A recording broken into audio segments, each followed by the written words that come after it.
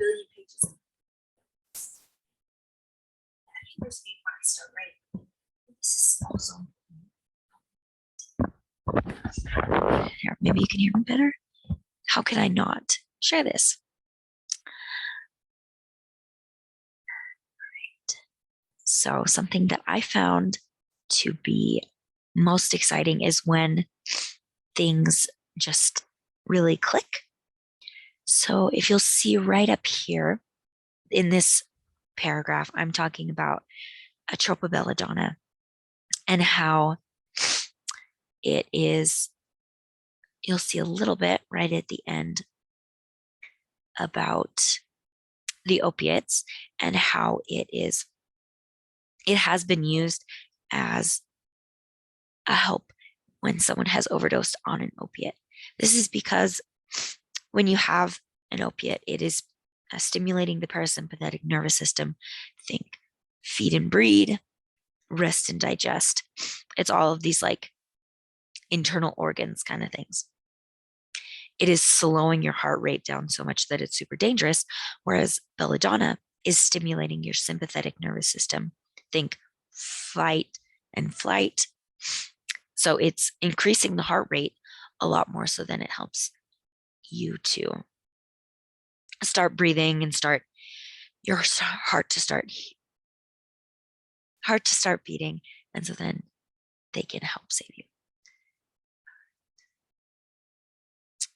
And some of the really cool things about this part, I had a really fun time learning about it because as a pre-nursing student, I do know a lot about kind of the background. And it's like, oh, well, this specific aspect of the belladonna. So belladonna was used by the Italian court women. I should have said that a little earlier. So the research project I did was on belladonna used by Italian court women. And this was used to make their eyes appear bigger and darker. And this was a really big beauty ideal that they had. The reason that they wanted that was almost secondary in like coolness for me, because I understood that the mydriasis, which is the dilated pupils that was giving them the dark eyes that they wanted, was because it is stimulating the sympathetic nervous system. So let's say you're running from a bear, which is the example that I give right there. You want to be able to see everything around you, but it's also going to cause blurriness because you don't really need to know that the tree right next to you, as you're running away from said bear, is a birch tree or is a spruce tree. You just need to know that it's there, and maybe I can climb up to, maybe I just want to make sure I don't hit that tree. And this ended up creating, this can create blindness and extended blurriness, which is something that those court women may have experienced. Which brings us back to the kind of political and social stances of the Italian Renaissance. These women, a lot of people maybe associate the Renaissance with a lot of like women who are really breaking grounds and doing research and writing things, but it was still kind of in the same aspects as the medieval era.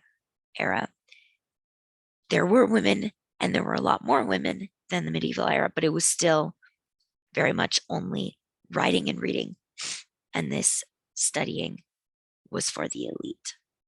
So these women would have been the first ones maybe to notice that when they were using these eye drops with belladonna in them, that, oh my gosh, I can't read as well. Do I make this sacrifice of beauty, which is super much, it's lovely wording there, which was very much tied to the social and societal expectations that they had to hopefully have a good life by walking that social line, Or do I stop using these? Do I stop having that beauty? And do I continue to study and to read and to write? And that was something that they would have had to grapple with. All right, back to the points. So that was the real big research high that was really hard to come down from the, oh, I want everything. And then another one that I found really cool that didn't really go super well with everything I was researching, specifically with belladonna and these Italian women. But I just had to include because it was so cool. And I felt so proud of myself for finding a source about it because I didn't think I would, was blonde hair and the statistics of blonde hair in these Italian Renaissance women. So one of the things that I learned was that blonde hair was a huge beauty ideal for these women. And I wanted to know like how many of them even had it. And it would be a really great expression of these ideals were out of reach for a lot of the women. And if you see it right here, I don't know if you can see it.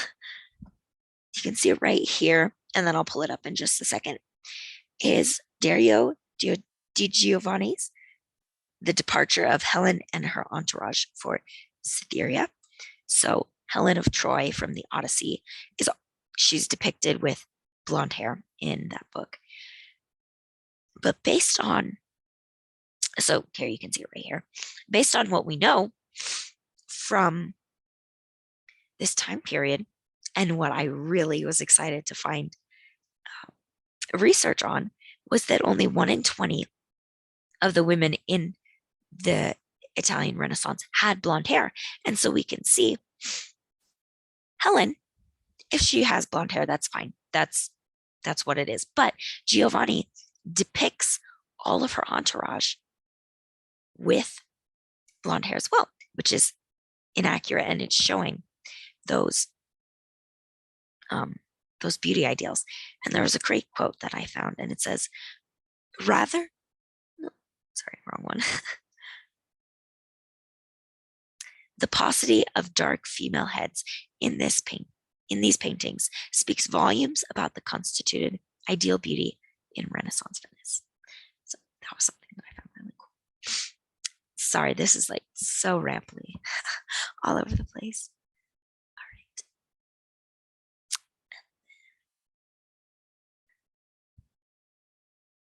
Something that I found was one of the most important things was really understanding the cultural dynamic that these women were living in, because it's really easy to look back on these women and being like, oh my gosh, belladonna, like that is such a dangerous drug. Why are you using that? Why are you putting that in your eyes? Why are you rubbing it all over your face?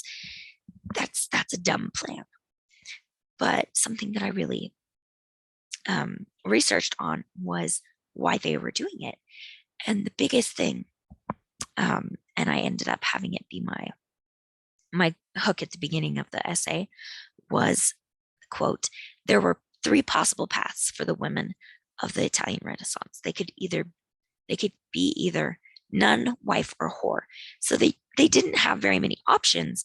And if they wanted to be a married woman in their society, which was based on city states and, oh, you have to, this is an alliance, or we're trying to secure our place with this property, you had to be at your most beautiful, most chaste, and have a very good dowry. And another quote that it was so good, a little long, but too meaty to not include, was from the Marchioness of Mantua, Isabella d'Este. And one reason I loved it so much was I was having a really hard time finding manuscripts and quotes from people from that time period. And instead it was mostly just people talking about manuscripts. And I was like, give me the manuscript. But anyway, she said of one of the ladies she was trying to find a match for, Diana is not the prettiest girl in the world and is not likely to find a suitable match. As virtuous and well-mannered as she is, and we see that right there, Madonna or whore, she had that chaste element. You know that in these times, of the three greatest qualities one seeks in marrying a woman, virtue is valued the least. So if she is not better supported by Monsieur Francesco and his brothers, i.e., given a bigger dowry, so we see that second, you have to be innocent and pure, and you have to have a big dowry.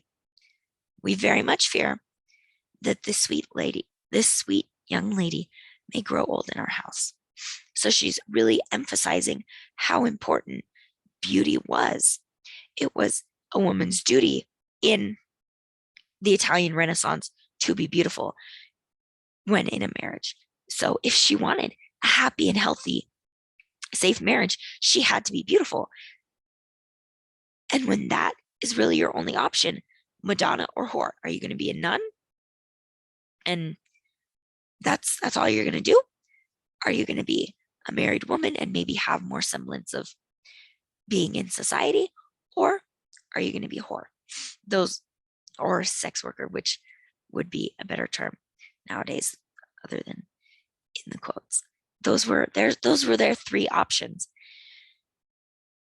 And so when you put it that way, it makes the leap of using belladonna, a drug that stimulates the sympathetic nervous system through atropine and scopolamine, sorry, by dilating those pupils. And there's a lot of other things that it's just a lot to get into right now. But it makes sense why they would have used it, because the other option was so unsatisfactory. All right. Well, that sounds like, there's a lot of other things that I go into, especially with how belladonna affects the nervous system and how those other symptoms really play a role in the different beauty ideals that they wanted. But the eyes was the biggest part. The last really, really cool thing that I think you might find interesting is a poem that I found that really depicts the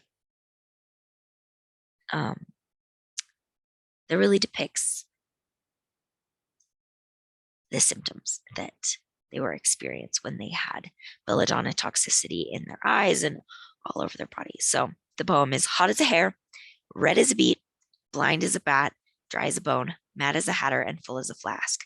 So fever, flushed skin, blindness, and mydriasis, which is what we talked about.